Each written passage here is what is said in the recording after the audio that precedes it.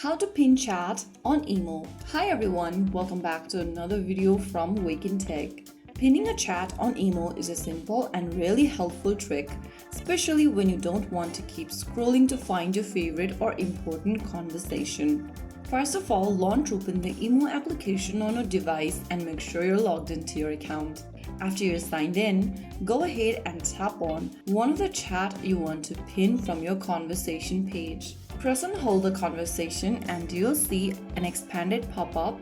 Click on Pin on Top. Now the conversation will be pinned on top. Even when new messages come in, you'll see that the chat stays right at the top. You can usually pin more than one chat, but if you ever want to remove it from the pin, you can just long press on it and tap on Unpin for this chat.